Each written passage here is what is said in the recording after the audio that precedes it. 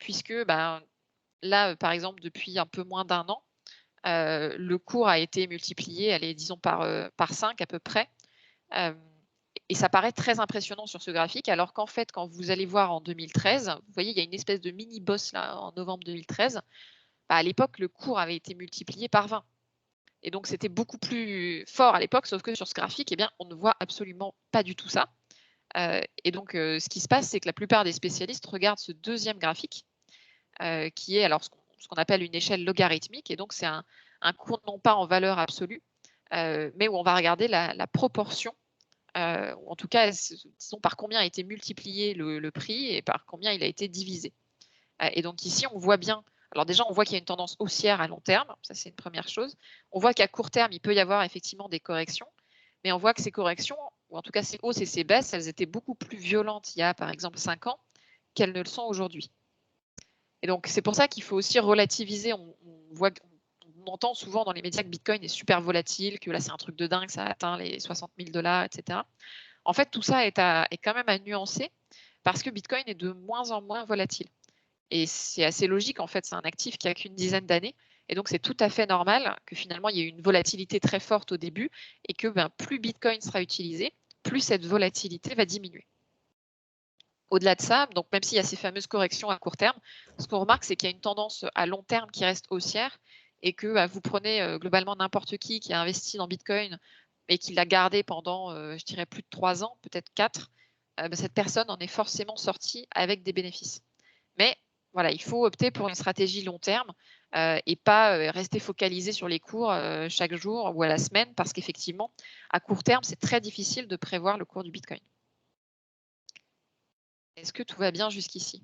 Oui, la question qui revient souvent quand même, ce cours-là, il peut être chahuté par des effets d'annonce de grands propriétaires de Bitcoin. Je fais référence à Elon. Oui, bien sûr.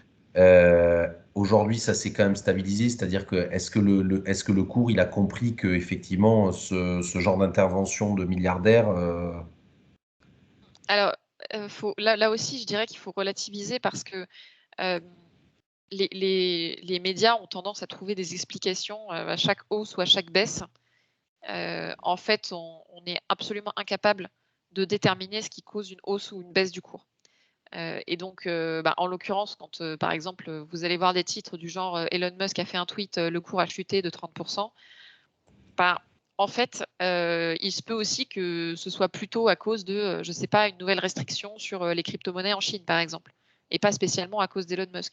Il se peut aussi que ce soit juste, quelque chose de pas médiatisé, du type, voilà, il y a un gros acteur, qui a vendu beaucoup de bitcoin et ça a enclenché, des stop and loss de trading et cetera et voilà, ça a fait chuter le cours de 30, mais ça va remonter doucement ensuite.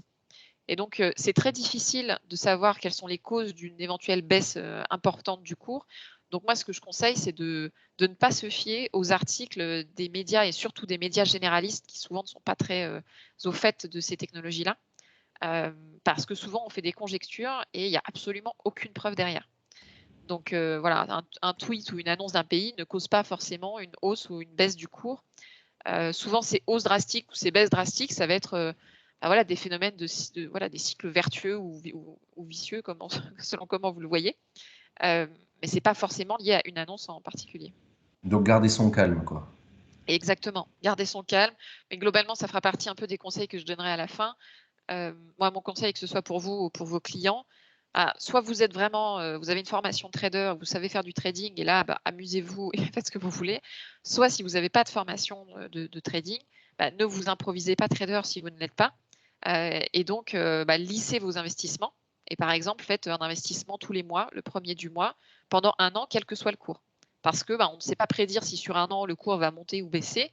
Donc lissez cet investissement, comme ça vous prenez moins de risques. Ou alors faites un investissement une fois et ensuite visez vraiment le long terme et dites-vous que vous allez profiter de cet investissement seulement peut-être 4 ou 5 ans après.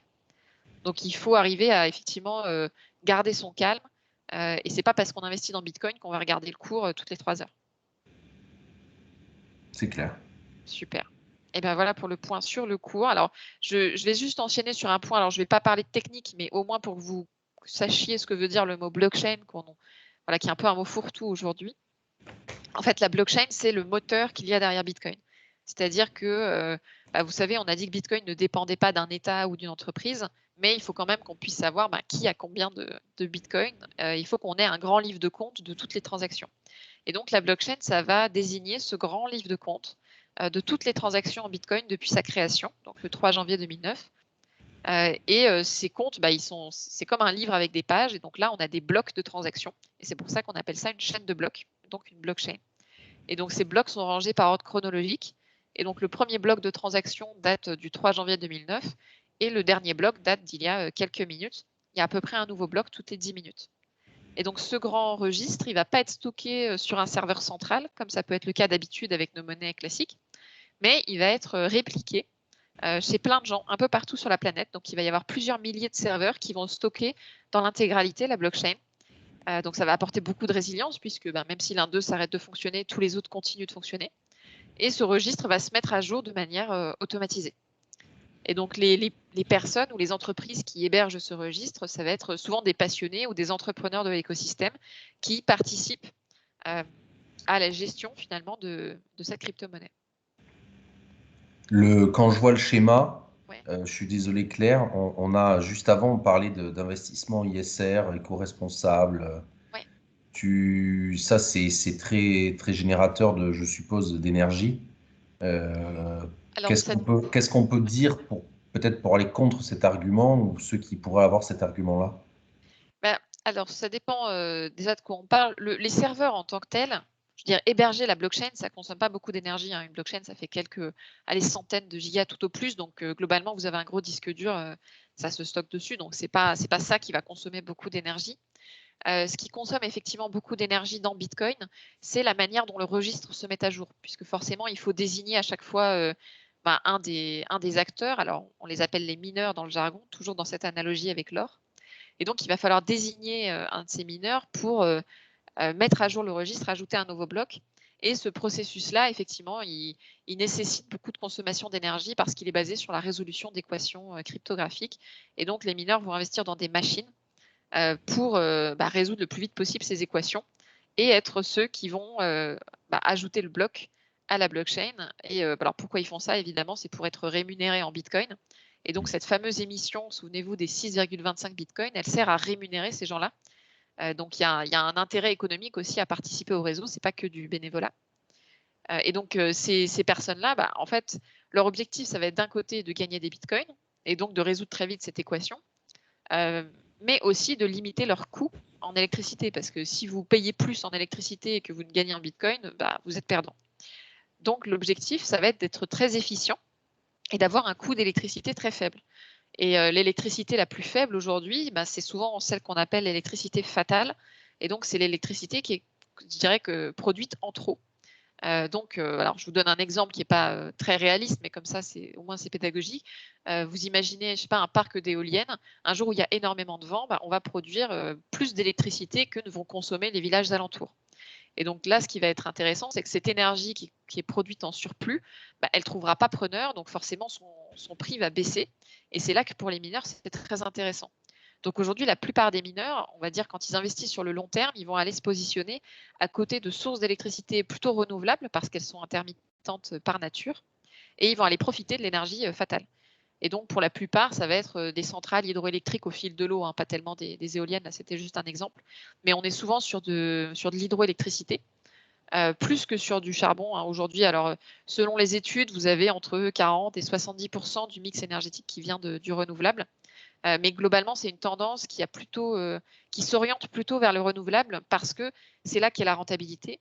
Et en fait, les mineurs qui vont utiliser de l'énergie carbonée du charbon, en fait, ils le font souvent parce que l'énergie carbonée va être subventionnée dans certains pays. Et donc après, c'est une question aussi de politique globale sur quelle énergie on veut subventionner. Et donc là, on en vient à des problématiques politiques plus globales. Mais voilà, ce qu'il faut retenir, c'est que là où c'est intéressant, c'est que Bitcoin va se positionner comme outil de financement dans la construction de centrales hydroélectriques. Parce que finalement, sans Bitcoin, ces centrales, elles produiraient de l'énergie qu'elles n'arriveraient pas à vendre. Et donc là, on a un mécanisme qui vient quelque part les subventionner pour leur construction. Donc voilà, tout est Enfin bon, on peut débattre pendant des heures, hein, donc j'essaye de synthétiser, mais Et oui, ça consomme de l'électricité, mais chose à relativiser aussi. Et l'autre question, quand on voit ton schéma qui parle de Oui. lui-même, est-ce que pour nous, ça veut dire que on peut passer d'un ordi à un autre, d'un moteur à un autre, et donc suivre et tracer la totalité des flux Oui. qui sont passés à travers le monde? Oui, oui, tout à fait. En fait, c'est une grande caractéristique de Bitcoin et de la plupart des crypto-monnaies. En fait, c'est très traçable. Contrairement à ce qu'on entend souvent du type, c'est anonyme, c'est sur le dark web, on peut jamais tracer et cetera. En fait, Donc c'est oui, tout à j'allais fait te parler du traçable. financement et du terrorisme, du darknet et Voilà, en fait, tout ça, ça a été débunké, hein. Si vous allez, par exemple, sur un site qui s'appelle blockchain.info, bah, vous avez, alors c'est un peu technique, mais vous avez toutes les transactions qui ont été faites en bitcoin depuis sa création, avec le jour et l'heure. Donc, en fait, c'est très transparent, c'est même beaucoup plus transparent que notre système monétaire, traditionnel.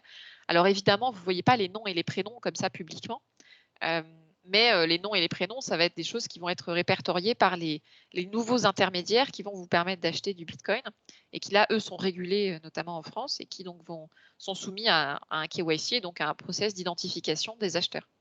Mais globalement, c'est hyper transparent. C'est-à-dire que, par exemple, si vous avez, je sais pas, un ransomware qui vous dit: «Envoyez-moi des bitcoins sur telle adresse», bah, en fait, derrière, ce qui se passe, c'est que cette adresse, on peut la monitorer, et on peut, tout de suite savoir, où le malfrat va aller, dépenser ses bitcoins, où est-ce qu'il envoie l'argent, est-ce qu'il l'envoie à une plateforme pour le convertir en euros derrière, et là, on pourra avoir son identité. Donc en fait, il y a même des affaires, voilà, de mafia qui ont été résolues parce que, bah, les malfaiteurs utilisaient bitcoin, et donc il y a un livre de compte qui est hyper transparent. Oui, donc en fait, sur ce site, hein, comprenez qu'en fait, c'est des adresses C'est comme euh, des numéros de compte, en fait, c'est comme comme des des numéros IBAN. de compte. Et en fait, en cliquant dedans, ça vous amène à d'autres numéros de compte qui, ainsi de suite, vous amènent à d'autres numéros de compte. Mais au final, ces transactions, elles sont passées sur des plateformes et donc un service compétent avec une autorité compétente à travers le monde, le FBI aux États-Unis, ou n'importe quelle autorité de contrôle pourrait demander aux émetteurs, donc aux plateformes qui ont fait rentrer quelqu'un qui a dû se désigner avec une pièce d'identité, un justificatif de domicile et ainsi de suite, demander qui est l'auteur de la première mise et donc resuivre la traçabilité Tout à complète fait, d'un tout flux. à fait. Ok. Tout à fait, et c'est d'ailleurs la raison qui fait que, bah, si vous voulez, je ne sais pas, payer quelqu'un pour, acheter des armes ou de la drogue, en fait, il vaut beaucoup mieux le faire, en cash sonnant et trébuchant qu'en bitcoin, parce que, le cash est beaucoup moins traçable que bitcoin. Donc, alors on entend beaucoup de choses sur le darknet et cetera, mais en fait, ça a été débunké aussi, hein. Il y a des études qui montrent qu'en proportion, il y a moins de transactions, illégales en bitcoin qu'en dollars, par exemple. Heu, donc ça, c'est un grand préjugé, qui est en fait complètement faux. Hem, le dollar finance bien plus, le terrorisme et les activités illégales que bitcoin. Est-ce Merci. est-ce qu'on est bon jusque-là? Alors, évidemment, on a parlé de bitcoin, mais vous comprenez bien qu'il y a plein de cryptomonnaies différentes. Hem, à chaque fois, c'est un peu le même système, hein, donc on va avoir cette fameuse blockchain qui va permettre de créer, une cryptomonnaie. Alors jusqu'en 2014-2015, on disait pas blockchain, hein, la blockchain, c'était bitcoin, et puis à partir de 2014-2015 sont nées d'autres cryptomonnaies. Alors j'en ai mis quelques exemples ici, mais il y en a des centaines, donc évidemment, on peut pas toutes les faire. Celle que vous pouvez retenir, parce qu'on va en reparler par la suite, c'est celle qui s'appelle l'Ether, et donc qui est basée sur la blockchain Ethereum, donc qui est en haut à gauche ici, et qui est la numéro 2 après Bitcoin en termes de capitalisation, en termes d'écosystème, en termes d'à peu près tous les critères qu'on peut avoir. Et donc, l'Ether, donc c'est la crypto-monnaie qui fonctionne par-dessus Ethereum. Ça n'a pas juste vocation, un peu comme Bitcoin, à être une simple monnaie d'échange ou un stockage de valeur. Ça va vraiment avoir pour objectif d'être un ordinateur global décentralisé sur lequel on va pouvoir faire des applications financières complexes. Donc, on va pouvoir programmer des applications financières sur Ethereum, chose qui est plus difficile que sur Bitcoin. C'est pour ça qu'Ethereum est un concurrent de Bitcoin qui est assez intéressant, qui est moins mature, un peu moins solide, mais qui est quand même qui a un très gros potentiel et sur lequel aujourd'hui fonctionnent beaucoup d'applications. Je vous en ai mis d'autres ici. Alors, il y en a certaines qui sont une sorte de copier-coller de Bitcoin, comme Litecoin en haut à droite. Vous en avez d'autres comme Tezos, qui sont moins grandes, mais qui ont des protocoles de mise à jour un peu différents, non pas basés sur de la consommation d'électricité, mais basés sur la mise en séquestre de vos crypto-monnaies pour avoir le droit d'être un validateur. Donc voilà, chacune a un peu ses caractéristiques particulières. Forcément, Sachant qu'elles n'ont pas toutes le phénomène de rareté avec des émissions maximum.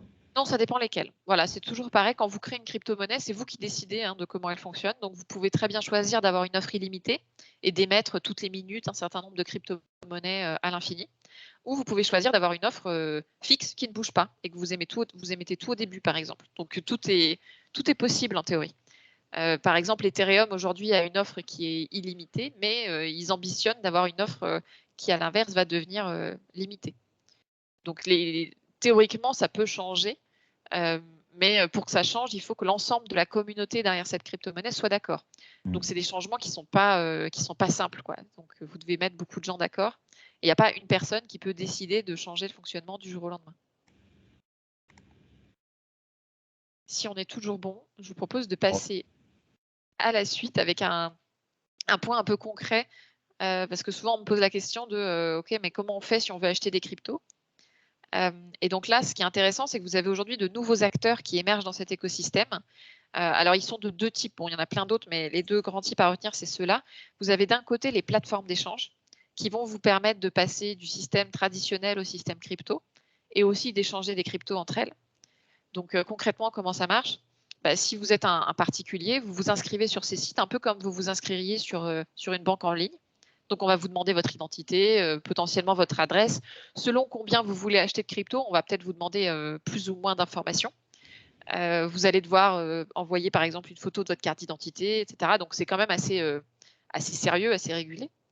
Et puis ensuite, une fois que vous avez votre compte sur ces plateformes, eh bien, vous allez soit faire un virement bancaire vers le compte de la plateforme, soit payer par carte bleue. Et là, la plateforme va vous créditer un certain nombre de bitcoins, mettons qu'on soit en bitcoin. Et donc, vous allez posséder un certain nombre de bitcoins sur cette plateforme. Et à partir de là, vous pourrez soit revenir en euros, soit acheter d'autres crypto-monnaies avec ces bitcoins, etc.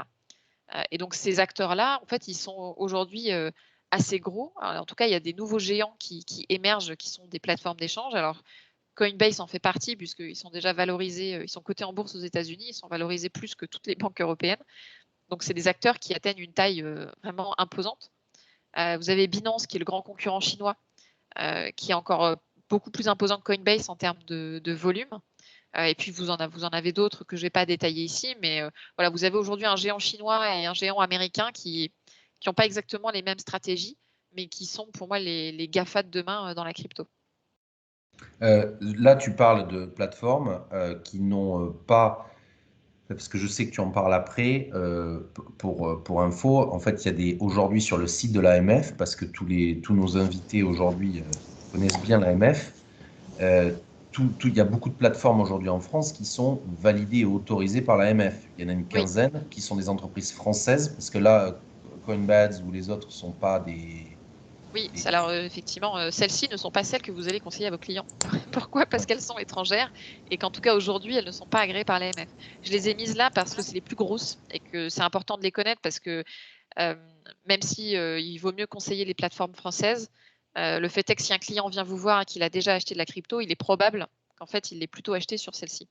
Donc, c'est important de les connaître, mais ce n'est pas celles qu'on conseille forcément parce que voilà, si vous voulez être serein, il vaut mieux conseiller une plateforme qui est labellisée par l'AMF. Une fois que vous avez votre argent donc sur ces plateformes-là, donc imaginons que vous ayez acheté un Bitcoin, vous pouvez choisir entre soit laisser ce Bitcoin sur cette plateforme, et donc cette plateforme, c'est un peu comme votre nouvelle banque, quelque part, d'où l'importance du côté sérieux de cette plateforme. Parfois, il peut y avoir des hacks ou des arnaques, d'ailleurs, donc c'est important d'être serein sur la plateforme qu'on utilise, puisque vous pouvez laisser votre argent chez eux, ou vous pouvez choisir de le sortir d'une banque et de le posséder réellement vous-même. Donc, posséder votre argent numérique sur une sorte de portefeuille. Donc, un peu comme vous pouvez posséder du cash, sauf qu'évidemment, ça prend moins de place, c'est numérique, c'est plus facile à envoyer. Et donc, vous pouvez le posséder sur une sorte de clé USB, par exemple, on appelle ça un ledger, c'est le nom de l'entreprise qui les fabrique. C'est une entreprise française qui a acquis le statut de licorne il n'y a pas très longtemps, avec une nouvelle levée de fonds. Et donc, c'est des sortes de clés USB, donc on appelle ça du stockage à froid hors ligne que vous branchez sur votre ordinateur. Et donc, vous avez une application sur l'ordi et vous avez cette clé USB avec un code PIN. Et là, vous allez détenir votre argent vous-même. C'est-à-dire que ce n'est pas une banque qui va détenir votre argent sur ses serveurs avec des 0 et des 1. C'est vraiment vous qui détenez votre argent. Donc, il y a des procédures assez complexes de récupération de mot de passe si jamais vous le perdez. Donc, c'est assez bien fait. Et ça vous permet de ne pas faire confiance à un tiers et de ne faire confiance qu'à vous-même.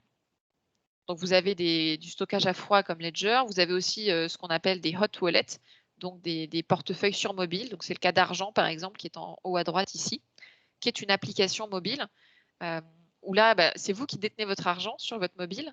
Mais si jamais, pour une raison X ou Y, par exemple, vous vous faites voler votre téléphone ou autre, vous pouvez désigner, en fait, au moment où vous vous inscrivez, un certain nombre de personnes de confiance. Donc moi, par exemple, j'ai quelques personnes de ma famille. Et donc, si jamais vous perdez votre portefeuille, grâce au tiers de confiance que vous avez désigné, vous pouvez quand même récupérer votre compte.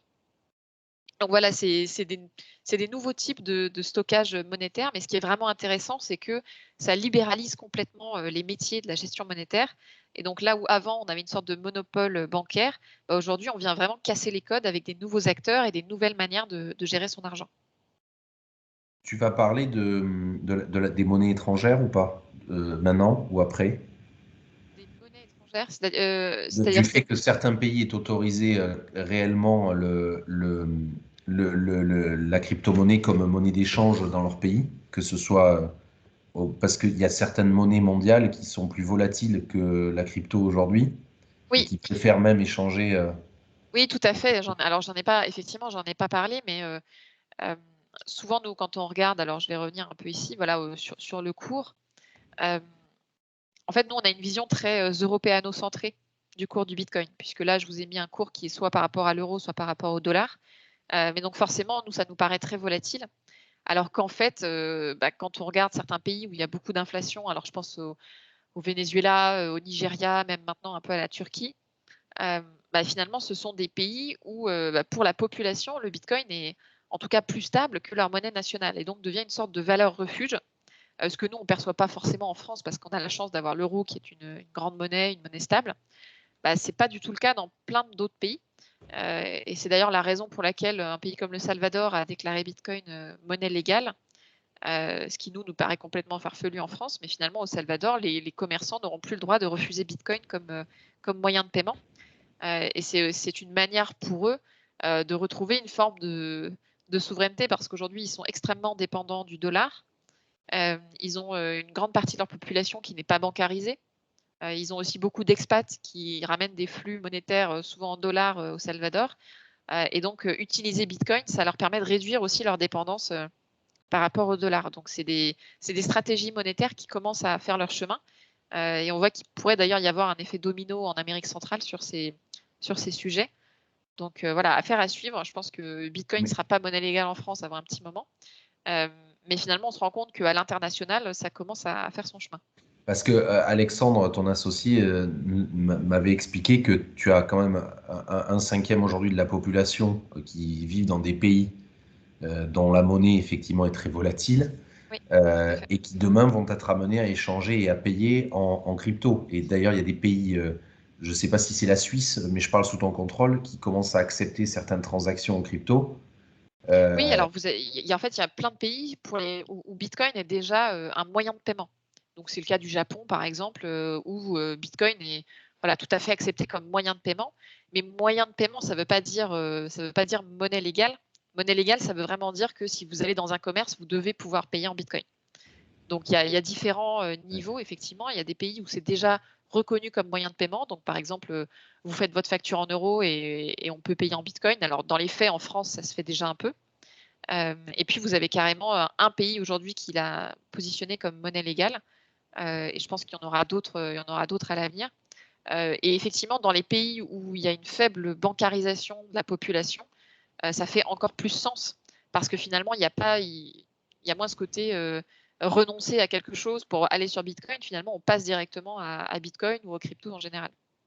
Et justement, le fait que, par exemple, la Chine ait créé sa propre crypto, est-ce que justement, elles essaient pas, la Chine et d'autres, et l'Europe sans doute peut-être, et les États-Unis, vont créer leur propre crypto pour essayer de ne pas perdre la face, ou en tout cas pas perdre le... Est-ce que c'est un sujet? Est-ce que la Ouais. crypto qu'on connaît aujourd'hui, est-ce qu'elle en a quelque chose à faire réellement, en fait, de ça?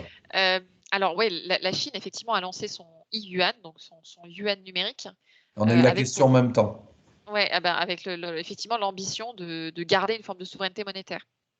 Parce que bah, vous imaginez bien que si tout le monde passe sur Bitcoin, voilà, la souveraineté monétaire, on peut lui dire au revoir. Donc effectivement, les pays sont en train de s'activer, alors plus ou moins rapidement selon les pays, hein. La Chine est allée très vite.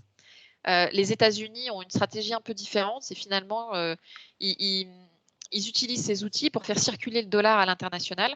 Je vais en parler un peu plus tard, mais aujourd'hui, vous avez des crypto-monnaies qui sont indexées sur des monnaies traditionnelles et la plupart d'entre elles sont indexées sur le dollar. Et donc, on se retrouve aujourd'hui avec la plupart des crypto-monnaies indexées sur les monnaies traditionnelles, en fait, qui sont indirectement du dollar. Et donc, les États-Unis utilisent ça pour répandre un peu leur influence monétaire, ce qu'en Europe, on n'a pas encore réussi à faire. Et donc, pour l'instant, en Europe, on a une stratégie assez défensive, avec l'objectif de réguler rapidement ces outils-là. Et voilà, la BCE a annoncé aussi vouloir créer un euro numérique, mais a priori, c'est pour 2025. Donc, il y a un gros risque qu'on soit un peu en retard sur ces sujets, malheureusement. Je te le fais pas dire.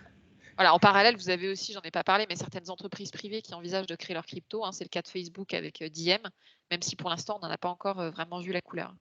Et Claire, j'envoie un lien dans le chat parce que j'ai eu la Ouais. question de plateformes. Est-ce qu'on a des exemples de plateformes françaises agréées? J'ai répondu Oui, Coin House et oui, j'envoie oui, le lien. J'envoie le lien j'y reviendrai à la fin, j'en citerai plusieurs. et je vous Mais envoie le effectivement, lien qui vous amène directement sur les autorisations AMF. Vous pourrez cliquer dessus et aller vous balader. complètement. Deuxième, alors là, on a parlé un peu de la crypto en général, du fait qu'on peut stocker de la valeur, du fait qu'on peut s'échanger de la valeur. Vous avez compris que pour faire une crypto, ben, il faut une blockchain derrière, donc cette espèce de moteur technique. Ce qui est intéressant aussi, c'est qu'au-delà de la monnaie, finalement, on peut créer des jetons qui vont représenter d'autres choses que de la monnaie. Donc, on appelle ça des tokens. Alors, token, c'est le mot anglais qui veut dire jeton. Et donc, on parle de jetonisation ou tokenisation. Et l'idée, c'est d'utiliser des blockchains existantes. Alors, souvent, c'est la blockchain Ethereum pour aller créer des sortes de jetons qui vont représenter, alors au hasard, des points de fidélité, des actions d'entreprise, des parts d'immeubles, par exemple. Voilà, on peut imaginer tout un tas de choses, n'importe quel jeton qui a une valeur symbolique ou monétaire et qui va représenter un actif numérique ou physique. Je vous propose de vous donner un exemple pour concrétiser un peu ça. C'est une startup qui s'appelle Sorare, qui est en passe de devenir une licorne aussi, hein, s'ils réussissent leur levée de fonds, ça devrait être la plus grosse levée de fonds de l'histoire française, donc c'est assez énorme. Et Sorare, c'est quoi? C'est un mélange, alors pour ceux qui connaissent un peu le foot, entre les cartes Panini et Mon Petit Gazon. Ou pour ceux qui connaissent pas le foot, c'est un peu la même chose que les cartes Pokémon, mais c'est des cartes de joueurs de foot et qui sont uniquement numériques. Donc il n'y a pas de carte physique. C'est vraiment des cartes uniquement numériques et qui vont techniquement en fait être des jetons sur blockchain. Donc c'est un peu comme des crypto-monnaies, si ce n'est qu'elles sont uniques. Et donc Sorare va émettre un nombre de cartes limité par joueur. Aujourd'hui, c'est 111 cartes par an et par joueur. Et donc ils vont signer des contrats avec les clubs pour avoir le droit d'utiliser l'image et reverser une commission au club selon le prix de vente des cartes. Et donc Sorare va émettre les cartes, donc il va y avoir des gens qui vont les acheter. Il y a un marché secondaire ensuite pour les reventes. Et puis en parallèle de ça, donc il y a évidemment un aspect collection, mais il y a aussi un aspect gaming, puisque vous allez pouvoir constituer votre équipe et participer à des tournois contre d'autres joueurs de Sorare. Et puis bah, potentiellement gagner de l'argent, gagner d'autres cartes, gagner des trophées, etc. Donc il y a à la fois un aspect collection, collectible, parce que je sais pas, vous êtes fan de tel joueur, donc vous allez acheter sa carte.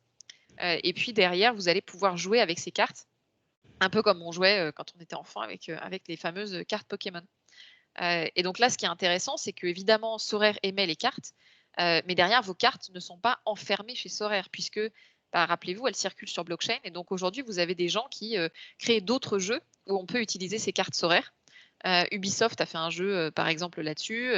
Vous avez un site qui s'appelle Sorare Data qui vous donne des statistiques et qui organise des tournois aussi. Et donc, vous avez plein de gens, finalement, qui construisent des jeux additionnels autour de cet écosystème où vous pouvez participer à d'autres tournois en fonction des cartes que vous avez. Donc, ça ouvre vraiment l'écosystème du jeu vidéo. C'est assez sympa.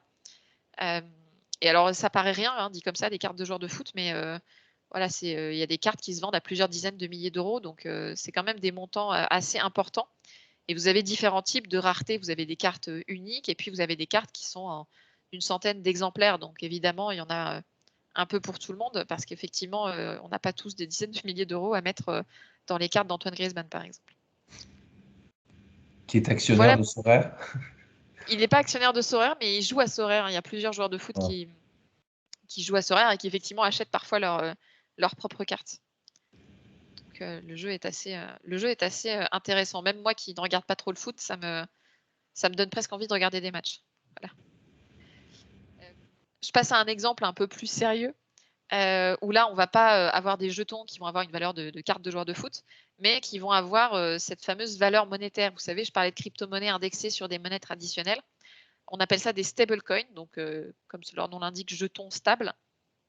Et l'idée ici, c'est d'émettre un jeton qui va représenter, alors par exemple, $1. Donc on va, pour garantir la parité, en fait, on va mettre un certain nombre de dollars dans un compte bancaire et puis on va émettre le même nombre de jetons à côté. Et donc comme ça, on va garantir qu'on rachètera toujours ces jetons à une parité de $1. Et donc ça va permettre de faire circuler sur ces nouvelles infrastructures des jetons qui vont être indexés sur les monnaies classiques. Et donc, ça va vous permettre, dans le cadre d'applications financières, par exemple, de ne pas être constamment soumis à la volatilité du Bitcoin ou de l'Ether. Donc, c'est hyper intéressant parce que grâce à ces stablecoins, on va pouvoir créer des applications financières beaucoup plus complexes que ce n'était le cas avant. Vous avez ici à droite là, un graphique qui représente l'offre totale des stablecoins sur le marché. Donc, on est quand même à plusieurs dizaines de milliards de dollars. Et alors, vous voyez, alors même si vous ne connaissez pas les noms, on peut en déduire assez vite. Vous savez, il y a USD dans les 3 premiers noms. Qu'en fait, la quasi-totalité de ces stablecoins sont indexés sur le dollar aujourd'hui. Ce qui joue aussi beaucoup dans l'hégémonie des États-Unis dans ce monde-là. Puisqu'aujourd'hui, même si vous êtes français, par exemple, vous voulez utiliser les applications financières sur Ethereum ou sur la blockchain, vous êtes obligé d'utiliser du dollar. Et donc, on se retrouve avec des Européens qui utilisent le dollar au lieu d'utiliser l'euro parce qu'en fait, il n'y a pas vraiment de grands stablecoins euro. Donc, c'est un point assez important parce que toutes ces applications financières, je vais passer directement là, ce sera plus simple. Toutes ces applications financières, en fait, elles vont vous permettre d'outrepasser quelque part le système financier traditionnel et d'aller beaucoup plus vite dans un certain nombre de projets financiers. Alors, j'ai mis quelques exemples ici. Vous allez pouvoir, par exemple, faire du prêt et de l'emprunt sur blockchain. Alors, c'est un projet qui s'appelle Aave, qui est en Angleterre et qui a une licence même EMI, donc qui est complètement régulée. Et ça va vous permettre de prêter ou d'emprunter de la crypto-monnaie de pair à pair et de manière vraiment très facile. Vous avez aussi des fonds d'investissement comme Earn Finance qui vont aller constamment chercher la meilleure stratégie crypto. Et vous allez pouvoir déposer vos cryptos dans des vaults pour automatiser ces stratégies d'investissement. Vous avez aussi de l'assurance qui fonctionne de pair à pair et qui vous permet de vous couvrir contre un éventuel défaut de ces projets. Donc voilà, c'est un écosystème très riche et qui évolue vraiment rapidement. Et ce qu'on voit, c'est qu'aujourd'hui, toutes ces applications, elles vont extrêmement plus vite que les applications du monde traditionnel. En fait, sur blockchain, vous pouvez créer un fonds d'investissement. Claire, juste quand même sur AAVE qui fait de l'emprunt, donc c'est comme un crédit lombard, on met en garantie un de nos biens ou des actifs et ils nous prêtent pour acheter de la crypto. Tout à fait. Alors là, tu as des gens dans le conseil à La Réunion. Effectivement, qui est derrière AAVE en fait pour comprendre? Parce que si demain il faut se faire prendre sa maison parce que le cours du Bitcoin a dévissé de 10 fois la mise, comment ça se Oui, en passe? fait, aujourd'hui, vous mettez pas votre maison sur Aave. En fait, aujourd'hui, vous mettez uniquement des actifs numériques qui vont représenter quelque chose. Et Okay. aujourd'hui, vous n'avez pas d'actifs, de crypto-actifs qui vont représenter votre maison. Je pense qu'un jour, ça viendra, mais aujourd'hui, c'est pas encore le cas. Donc aujourd'hui, ce que vous allez mettre en collatéral, ça va être, par exemple, vous allez mettre, je sais pas, du stablecoin dollar en collatéral et puis vous allez emprunter du Bitcoin ou d'autres cryptos, ou vous allez mettre votre carte de Kylian Mbappé ou Cristiano Ronaldo et puis vous allez emprunter de la liquidité. Okay. Donc vous allez en fait mettre uniquement des actifs crypto. Mais je pense qu'effectivement, à l'avenir, quand vous allez avoir par exemple des immeubles qui vont être tokenisés, là, vous pourrez mettre ces fameux jetons en séquestre dans AAV. Donc c'est les nouveaux prêteurs sur gage, quoi. En quelque sorte, oui. Oui, oui, tout à fait. Et comme tout est programmé, si vous voulez, c'est assez automatique. C'est-à-dire que si vous ne rendez pas l'argent, on ne vous rend pas votre actif. En tout cas, numériquement, c'est impossible que vous récupériez votre argent si vous ne rendez pas ce que vous avez emprunté. J'ai sauté volontairement, mais j'en étais à la base autour des stablecoins dollars. Il y a plein de catégories de crypto-actifs, comme vous l'avez compris. On a à la fois des crypto-monnaies qui vont être donc ce qu'on appelle des jetons fongibles, donc qui sont divisibles. Par exemple, Bitcoin est divisible jusqu'à 10 puissance moins 8, et qui vont être vraiment des jetons de protocole, c'est-à-dire qu'ils vont avoir leur propre blockchain. Mais après, vous avez tout un tas de jetons, donc une catégorie beaucoup plus grande, qu'on appelle des jetons applicatifs, qui n'ont pas leur propre blockchain et qui vont avoir plein de fonctions différentes. Et donc, vous avez des jetons, par exemple, qui vont servir à gérer la gouvernance d'un protocole, donc qui vont représenter une sorte de vote. Vous avez des jetons qui vont représenter des actifs dans des jeux vidéo, où vous allez, je ne sais pas, acheter une épée pour votre personnage, ça peut très bien être un jeton applicatif sur blockchain. Vous avez des jetons qui pourront représenter des actions d'entreprise. Et donc, ce qui est intéressant là-dedans, c'est que finalement, à l'avenir, sur un même portefeuille, donc vous savez, ces fameux ledgers dont on parlait, par exemple, eh bien, vous pourriez détenir des euros, des bitcoins, des parts d'immeubles, des cartes de joueurs de foot, potentiellement une part d'immeuble, une part de votre appartement, pourquoi pas un token qui représente une œuvre d'art, etc. Et donc, on est sur un écosystème où finalement, la manière dont on représente de la valeur numérique est complètement bouleversée et où chacun peut détenir de la valeur de manière numérique sans avoir recours à un intermédiaire. Je vais détailler assez rapidement ce concept-là parce qu'il est important à comprendre. C'est ce qu'on appelle les smart contracts. Alors en fait, c'est ni smart ni contrat. C'est un terme un peu marketing qui est beaucoup utilisé. Ça va simplement désigner les fameux programmes, vous savez, qui vont gérer les applications financières dont je parlais et qu'on va insérer dans la blockchain pour automatiser des transactions. Et donc tout à l'heure, je vous ai parlé de prêts, je vous ai parlé de fonds d'investissement. L'idée, c'est vraiment de se dire, au lieu d'avoir recours à un intermédiaire qui va avoir ce programme sur ses serveurs, comme votre banque ou votre assureur, eh bien, on va avoir ce programme qui va être directement sur la blockchain et donc qui va être complètement transparent. Donc, n'importe qui peut auditer la manière dont ce programme est fait et on va avoir la garantie de son exécution puisque il est transparent, il va s'exécuter quoi qu'il arrive, puisque souvenez-vous, la blockchain, c'est ce fameux registre avec des milliers de serveurs et donc personne ne peut décider de modifier le programme, un peu comme ça lui chante. Donc, à partir du moment où un programme est déployé, on a la garantie de son exécution. Et donc, grâce à ça, on va avoir plus de transparence. On va gagner du temps aussi, puisqu'il n'y a pas d'intervention humaine. Et puis, on va réduire le risque, puisqu'on a vraiment la garantie de l'exécution de ce programme. Est-ce que c'est clair jusqu'ici? Ouais. Donc, on a vraiment ces fameuses 3 briques. On a à la fois la rareté numérique avec les cryptos, on a ce côté programmable avec les smart contracts, et puis on a cette capacité à créer des jetons numériques, donc la tokenisation, et on va donc pouvoir créer des jetons qui représenteront n'importe quel type de valeur numérique. J'ai une question pour toi que pensez-vous du Realty? Realty, c'est le projet dans l'immobilier. Alors, j'ai jamais testé, donc je n'ai pas envie de me prononcer sur quelque chose que je ne connais pas. Donc, si la personne qui a mis ce point, parce que moi, ce que j'avais en tête, c'est que Realty, c'est un projet effectivement de fractionnement d'immeubles ou en tout cas d'actifs immobiliers sous forme de tokens, effectivement, qu'on pourrait d'ailleurs utiliser dans des briques de finances décentralisées. Alors moi, de ma compréhension, en tout cas techniquement, c'est assez prometteur. Les seules barrières que je vois pour l'instant à ce type de projet, c'est la régulation. Parce qu'aujourd'hui, automatiser techniquement tout ça, c'est super.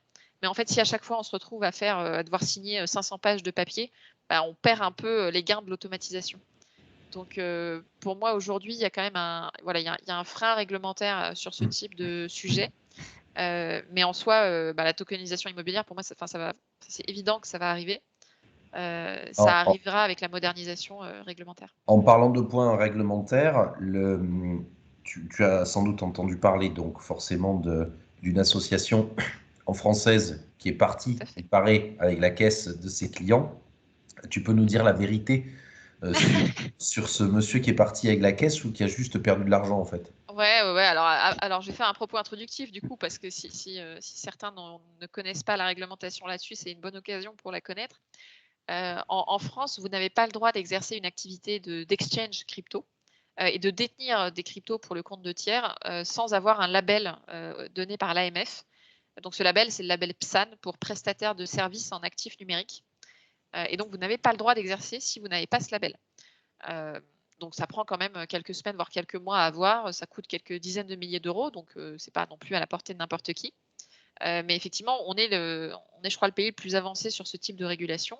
Et ce que l'AMF va vérifier globalement, c'est que vous demandez bien un certain nombre d'informations sur l'identité des gens pour qui vous achetez de la crypto et que vous sécurisez correctement vos procédures, que vous avez des procédures LCBFT bien ficelées, etc. Et donc, alors évidemment, ce qui s'est passé avec RR Crypto, c'est qu'ils n'ont pas respecté la réglementation. Donc, RR Crypto, c'est une association loi 1901 qui est basée autour de Dijon et qui globalement fait de la gestion de fonds crypto sans avoir le label PSAN. Et donc qui détient des cryptos pour le compte de tiers. Ils achètent des cryptos pour leurs clients et ils promettaient un rendement mensuel entre 10 et 30%. Donc, un super rendement mensuel. Et donc, dans les victimes, il y a des gens qui pensaient qu'ils avaient le label PSAN et puis il y a des gens qui savaient très bien qu'ils n'avaient pas le label PSAN mais qui se disaient, bon, 30% mensuel, c'est pas grave s'ils n'ont pas le label PSAN, quoi. Et donc, évidemment, ce qui s'est passé, c'est que ça a mal tourné. Et donc, RR Crypto a annoncé le 20 juin dernier par email à tous ses clients avoir perdu les fonds. Et donc, il y a entre 40 et 58 millions, selon les sources, qui ont été perdus. Donc, c'est beaucoup. Donc, les victimes sont en train de se... Personne n'est parti avec la caisse, en fait. La Alors, valeur s'est en fait, écoulée. on ne sait pas exactement. Il y a plusieurs possibilités. Moi, je vois deux grandes possibilités. Le fondateur a dit que Binance, qui est cette plateforme d'échange chinoise, avait réinitialisé leur compte. Moi, je pense que ça ne tient pas du tout la route parce qu'il n'y a pas de processus de réinitialisation de compte sur Binance, ça n'existe pas. Et puis, un porte-parole de Binance a d'ailleurs complètement nié avoir un compte qui serait possédé par RR Crypto. Donc cette explication-là, elle ne fait pas vraiment sens. Pour moi, il y a deux grandes possibilités. Soit il y a une possibilité de non-sécurisation des fonds, c'est-à-dire que, en gros, le fondateur avait créé un compte, mais à son nom à lui, pas au nom de l'association, et il gérait tout sur une seule adresse. Et pour une raison X ou Y, il s'est fait pirater son adresse, il a perdu le mot de passe. Voilà, je ne sais pas ce qu'il a fait, mais visiblement quelque chose d'absolument pas professionnel. Donc, il n'avait pas sécurisé son compte comme il fallait. Et la deuxième possibilité, c'est que là, donc il y a quand même des gens qui ont enquêté, qui ont réussi à retrouver l'adresse utilisée. Donc on ne sait pas s'ils ont toujours accès à cette adresse ou pas, mais même s'ils avaient accès, on se rend compte qu'il y a genre 70% des fonds à peu près qui sont détenus dans un jeton, alors qui s'appelle le Neutrino Token, mais je vous déconseille d'acheter ça, qui est en fait un jeton dont RR Crypto détient 90% de l'offre. Donc, ils avaient acheté ce jeton et puis derrière, la quasi-totalité de l'offre a été détruite par les fondateurs du projet. Et donc, RR Crypto se retrouve avec 90% de l'offre d'un jeton. Et donc, vous comprenez bien que si vous avez 90% de l'offre, le marché n'est pas du tout liquide, vous ne pouvez pas revendre. Et donc, ils se retrouvent avec un jeton qui est peut-être valorisé 50 millions, mais qui en fait vaut zéro parce qu'ils ne peuvent le vendre à personne. Et donc, on ne sait pas si aujourd'hui c'est un problème de sécurisation de leur adresse ou un problème d'investissement qui a tout simplement mal tourné et ils ont investi dans un truc dans lequel il ne fallait pas investir. Dans tous les cas, globalement, quand vous investissez dans de la crypto, passez par un acteur régulé. Ne passez pas par des gens qui n'ont pas le label PSAN, qu'ils soient français ou étrangers. Et donc, la liste des fameux PSAN, elle est sur le site de l'AMF. Ouais, j'ai envoyé le lien, Claire. Eh bien, super. Alors, vous en avez... pour bien comprendre, hein, c'est pas que des boîtes françaises. Hein, on est d'accord que c'est sur ce site qu'il y aura aussi des plateformes étrangères qui vont être agréées par l'AMF. Alors, en fait, le régime PSAN n'est imposé qu'aux entreprises établies en France. C'est-à-dire que, alors ça peut être une filiale d'une entreprise étrangère, hein, mais il faut avoir une structure juridique en France parce qu'évidemment, la France ne peut pas imposer cette régulation aux entreprises qui ne sont pas basées en France. Donc, vous êtes obligé, aujourd'hui, si vous avez une structure juridique en France, d'avoir ce label PSAN. Maintenant, dans la liste de ces fameuses entreprises, vous avez peut-être des filiales d'entreprises étrangères. Ça, je ne maîtrise pas forcément la localisation de ces structures juridiques. c'est quand même en grande majorité des françaises. Hein, les plus anciennes, ça va être CoinHouse et Paymium, qui existe depuis 2011, donc qui est la plus ancienne plateforme d'échange à ma connaissance. Et puis après, vous avez diverses entreprises. Vous avez par exemple une boîte qui s'appelle Stackinsat, qui est basée à Biarritz et qui, eux, vous proposent de faire de l'épargne en Bitcoin, c'est-à-dire que vous allez investir chaque mois dans Bitcoin. Donc, c'est vraiment un service d'épargne plus La qu'un prime service de... périodique pour les Exactement. initiés. Exactement. Donc voilà, il y en a plein de différentes, donc je ne vais pas toutes les faire, mais au moins si vous conseillez une de celles-là, vous êtes serein sur le fait que a priori votre client ne va pas perdre son argent, donc c'est un bon réflexe. Voilà pour le régime PSAN. Alors, point plus général sur la législation sur les cryptos. En fait, les cryptos sont régis par la loi Pacte qui va recenser 3 catégories de jetons. Vous avez les jetons type crypto-monnaie qui vont représenter des monnaies numériques. Et après, vous avez 2 types de jetons, donc soit security token, soit utility token. Ce qu'il faut retenir, c'est que globalement, les security tokens sont régulés, très très régulés comme des titres financiers. Et après, les utility tokens qui peuvent représenter par exemple des points de fidélité vont avoir une régulation un peu plus souple. Donc la régulation va évidemment s'adapter en fonction du type de jeton qu'on a face à nous. Il y a aussi quelques normes en termes de comptabilité, aux normes françaises, hein, pas aux normes IFRS, mais on sait aujourd'hui comment comptabiliser les cryptos, ce qui est une grande avancée, parce qu'évidemment, on se retrouve avec plein d'entreprises qui ne savaient pas comment gérer les cryptos à leur bilan. Et aujourd'hui, on sait que la comptabilisation se fait en fonction de si vous détenez ces cryptos dans le cadre d'un investissement court terme ou long terme, auquel cas c'est de l'immobilisation incorporelle, alors que quand c'est court terme, c'est dans les comptes de trésorerie. Dernier point qui vous intéressera aussi, la fiscalité de ces jetons. Elle est d'environ 30% sur les plus-values. Donc, si, je ne sais pas, vous avez investi 100 € en Bitcoin, que vous récupérez 130 €, mais vous êtes fiscalisé sur les 30 € de plus-value que vous avez fait et à 30% de cette plus-value. Donc, on est grosso modo autour de 10 € d'imposition. Évidemment, si vous faites des moins-values, par contre, vous n'avez pas de crédit d'impôt. Ça ne marche que dans un sens. Et en plus de ça, vous avez l'obligation de déclarer vos comptes sur des plateformes étrangères. C'est-à-dire que si vous avez un compte sur Coinbase, qui est la plateforme américaine, et que vous avez des euros sur Coinbase, vous devez les déclarer au fisc français.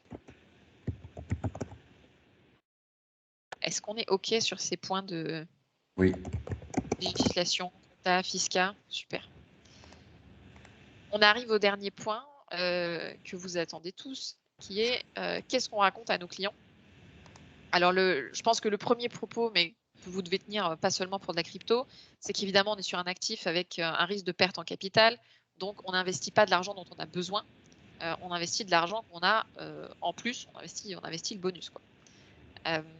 Il y a effectivement, selon dans quoi vous investissez, il y a quand même des risques que le cours chute assez brusquement. Donc, si vous avez besoin de cet argent dans 2 mois, il vaut mieux pas l'investir. Le deuxième critère, j'en ai déjà parlé, c'est de privilégier les acteurs qui ont le label PSAN de l'AMF. Ça, c'est vraiment impératif. Le troisième conseil, j'en ai déjà parlé aussi, mais ça ne mange pas de pain de le rappeler, c'est de ne pas s'improviser apprenti trader, mais plutôt d'avoir une stratégie basée sur le long terme. Donc d'acheter et plutôt de se dire, bah voilà, je vais retourner voir mes cryptos dans 3 ans, ou alors de lisser ses investissements. Moi, c'est ce que je fais, hein, j'investis un peu chaque mois en Bitcoin. Et c'est une stratégie qui est assez payante parce que finalement, moi, je suis incapable de prédire le cours du Bitcoin à la semaine. Donc, je me dis, j'investis chaque mois. Et puis finalement, parfois, c'était le bon moment, parfois pas. Mais au final, comme la tendance long terme reste haussière, je m'y retrouve très facilement. Avant-dernier conseil, quand vous ne comprenez pas un projet, quand vous ne comprenez pas une crypto, quand vous ne comprenez pas l'utilité d'un token, ne l'achetez pas. Souvent, je remarque que quand les gens arrivent dans la crypto, souvent, c'est des gens qui n'ont pas de compétences de trading, mais qui découvrent cet écosystème-là, qui découvrent toutes ces possibilités-là. Et donc, ils ont envie de beaucoup diversifier leur investissement. Ils ont envie de se dire, je vais acheter 50 cryptos différentes et puis il y en a bien une qui va monter. En fait, moi, je ne conseille vraiment pas de faire ça parce que, à moins que vous soyez depuis des années dans l'écosystème, vous ne comprenez absolument pas les cryptos dans lesquels vous investissez. Et donc, vous n'avez aucun moyen de savoir si ces cryptos vont monter ou descendre. Et vous risquez de vous retrouver dans une situation où vous investissez, je ne sais pas, 10 € dans 50 cryptos différentes, et puis il y en a une qui va monter d'un coup. Vous allez vous dire que c'est celle-là qui vaut plus cher que les autres qui va monter. Vous allez tout ramener dans celle-là, et puis évidemment, elle va se casser la figure parce qu'elle a été créée il y a 2 semaines. Et donc, moi, vraiment, mon conseil, c'est de plutôt miser sur les cryptos les plus connus. Et donc, si vous débutez sur la crypto, moi, je vous conseille de faire grosso modo moitié Bitcoin, moitié Ether, ou moitié Bitcoin, un tiers Ether, et puis éventuellement le reste dans des cryptos ou des projets un peu plus nouveaux, un peu plus confidentiels. Mais ne mettez pas tout votre argent dans des projets qui ont été créés il y a moins d'1 an, parce qu'on a très peu de recul. Là, dernièrement, il y a un projet qui est arrivé dès son démarrage dans le top 10 des cryptos, et qui finalement s'est complètement effondré 1 mois après. Alors même qu'il y avait beaucoup de gens qui se disaient ouais, c'est arrivé dans le top 10 des cryptos, donc forcément ça va bien marcher. En fait, c'est vraiment l'ancienneté aussi qui compte dans ce milieu-là. Une crypto qui existe depuis longtemps, c'est probablement une crypto plus solide que les dernières cryptos qui viennent de se créer. Et dernier conseil, si vous investissez des montants importants, alors par important, j'entends montant important pour vous, mais ça peut être aussi montant important dans l'absolu. Globalement, si vous investissez moins de 200 €, ça ne sert à rien. Mais ça vaut le coup d'investir dans un ledger pour la crypto que vous n'allez pas échanger à très court terme. Donc les ledgers, rappelez-vous, ces fameuses clés USB, donc où vous détenez vous-même vos cryptos. Ça, c'est intéressant parce que vous ne dépendez pas d'un tiers de confiance. Vous dépendez uniquement de vous-même et c'est suffisamment bien fait pour pouvoir le conseiller à vos clients parce que voilà, les procédures de récupération de mots de passe sont quand même assez sécurisées. Et donc, c'est un bon investissement à faire. Un ledger, ça coûte entre 50 et 100 €. Et ça vaut vraiment le coup si vous avez des montants importants à sécuriser. Voilà pour ces conseils. Est-ce que j'ai été suffisamment claire? Est-ce que vous avez des questions? Claire, je pense que tu l'as été. Super. Que peut, que peut gagner en run un CGP en conseillant de la crypto? C'est ça la question? Aujourd'hui, que peut gagner un conseiller à faire ça aujourd'hui, à part prendre des coups? Effectivement, je pense que ce que dit Claire, c'est qu'il faut quand même relativement être prudent. L'idée de la réunion d'aujourd'hui et de ce partage avec Claire, c'était simplement d'éclairer les réponses qu'on peut donner. Maintenant, de là à se lancer, on a eu une discussion la dernière fois avec Claire sur le conseil là-dessus. Ça reste quand même fait par des professionnels qui sont investis Ouais. dedans depuis longtemps. Et Claire disait lors d'une précédente réunion que ça évolue tellement vite qu'aujourd'hui, soit on s'en fait une spécialité, soit ça devient compliqué. Donc, Oui, oui. effectivement, quand je vois la remarque qui est à part prendre des coups, c'est pas une mauvaise remarque. C'est effectivement, il y a un gros risque aujourd'hui de conseiller ça. En tout cas, si on ne doit pas le conseiller, autant inciter les clients qui le voudraient à faire le maximum de choses pour se sécuriser. Et il y a une Oui, autre oui. question, Claire, sur si je veux récupérer mes fonds en crypto en euros, comment ça se passe? Ça, tu dois souvent avoir la question, même chez Oui, toi. oui, oui, bien sûr. Je vais te laisser répondre à ça déjà. Ouais, alors sur les 2 questions. Sur la première, effectivement, si vous n'êtes pas spécialiste, moi, je vous conseille pas d'être proactif sur le sujet.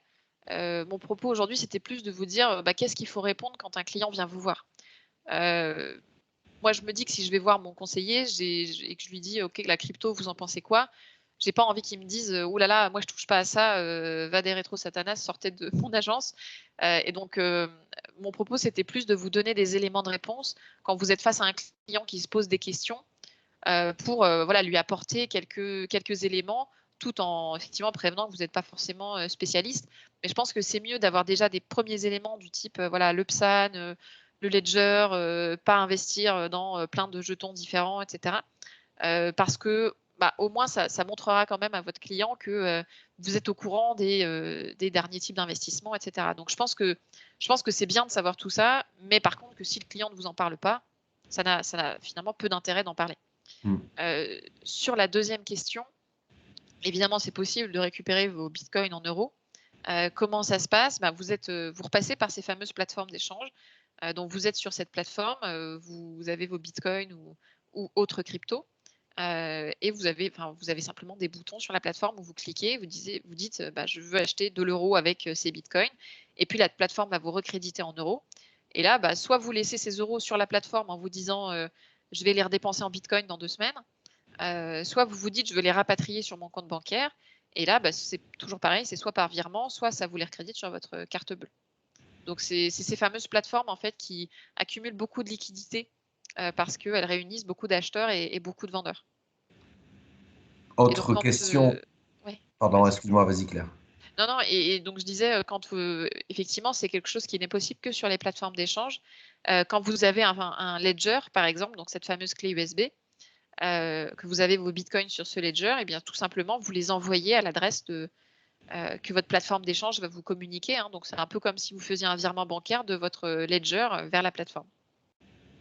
Et j'ai une question mais tu vas m'aider à répondre sur un fonds Swiss Life indexé sur les cryptos est-il envisageable court, moyen, long terme? Alors, pour info, on n'en a pas, mais sans trahir de secret clair, il y a beaucoup aujourd'hui d'asset managers et de sociétés de gestion, même des traders qui investissent beaucoup dessus. Alors, est-ce qu'ils ont honte d'en parler? Est-ce qu'ils le font ouvertement? Est-ce qu'ils le cachent? On ne sait pas trop. Ouais, ça dépend où. Alors aux États-Unis, ils ont déjà plus honte. Hein. Il y a plus d'un tiers des gestionnaires d'actifs qui détiennent de la crypto, donc c'est déjà complètement assumé. En France, effectivement, c'est plus confidentiel. Certaines grandes entreprises, je pense par exemple à AXA qui accepte les bitcoins en Suisse. Voilà, vous avez certaines entreprises qui se positionnent sur le sujet, mais effectivement, le mot crypto fait encore peur. Donc la plupart de ceux qui investissent ou qui expérimentent ont encore un peu peur de l'assumer. Mais moi, je constate aussi que la plupart nous disent que c'est une demande croissante de leurs clients. Et donc, ils sont en train de se demander comment est-ce qu'ils vont pouvoir inclure des cryptos dans leur stratégie d'investissement, inclure des cryptos dans de l'assurance vie, etc. Donc, moi, en tout cas, je le vois de plus en plus et je ne serais pas surprise que d'ici 2 ans, la plupart des entreprises aient inclus des cryptos dans leur stratégie d'investissement. Donc la réponse, c'est que peut-être que dans les sociétés, je ne parle pas de Swiss Life parce qu'aujourd'hui, je pense que la maison mère le fera pas, mais il doit y avoir des asset managers aujourd'hui qui, d'origine américaine, doivent avoir donc de la crypto-monnaie dans leurs investissements. Bien sûr, À mais ce jour, même en Europe. Même en France, en fait, moi je le vois, on a beaucoup de PME, de TI qui nous contactent et qui vont investir ou qui ont investi dans des cryptos sur une partie de leur trésorerie. Tu vois, qui ont investi même 5% de leur trésorerie en Bitcoin ou autre parce que voilà, ils se sont dit c'est de la diversification de portefeuille. Pourquoi tout laisser en euros alors qu'on est dans une période où il va y avoir de plus en plus d'inflation. Donc on se rend compte que finalement, même en Europe, de plus en plus, il y a ce réflexe de se dire ah bah tiens, Bitcoin, pourquoi pas une valeur refuge aussi, quoi. Vous avez vu la question, c'est est-ce que dans la trésorerie stable des entreprises, Swiss Life acceptera la crypto-monnaie dans les contrats d'assurance vie? Ouais. Je sais Mais pas. c'est possible, hein, depuis la loi Pacte, les fonds les FPS peuvent investir dans de la crypto, donc Ouais, théoriquement, c'est tout à fait possible. théoriquement. Après, Après, dans les faits, je n'ai pas connaissance ouais. de boîtes qui le Non, font. non, mais c'est. Ouais. Donc, je ne sais pas si vous avez d'autres questions, mais on va libérer Claire. Claire, encore une fois, merci. Hein, c'est toujours aussi précis. Et Bah, de rien. moi, j'apprends toujours, même si ça fait plusieurs fois qu'on a la réunion, j'apprends toujours à chaque fois. Bon, est-ce que on sera tous à. Est-ce qu'on vous paiera les commissions en crypto-monnaie? Je n'en sais rien. Je pense que ça peut être risqué sur certaines, mais sur le long terme, donc on retient un clair PSAN, investir sur ce qu'on comprend, ou en tout cas qu'on pense comprendre, et bien évidemment sur ce qu'on est capable de perdre. C'est la première Oui, le premier des bons conseils. Et c'est donc valide même pour le CAC 40. Hein. ouais. Oui. Et on est tous d'accord que on redemandera, si vous le voulez, à Claire de revenir d'ici la fin de l'année pour nous faire un bilan Petit point du d'actu. deuxième semestre et ce qu'il faut faire en 2022 en crypto-monnaie. Merci beaucoup, Claire. De Merci à rien. tous d'avoir été présents. J'espère que ça vous a plu, surtout, et que on se souhaite tous que la prochaine fois on se voit en physique et qu'on puisse à la fin de cette réunion discuter autour d'un verre. Voilà. Avec Merci à tout le plaisir. monde. Très bonne fin de journée à tout le monde. Bye Merci bye beaucoup. et à Au très revoir. bientôt. Merci beaucoup. Merci à tous. Bonne journée. Merci, au revoir.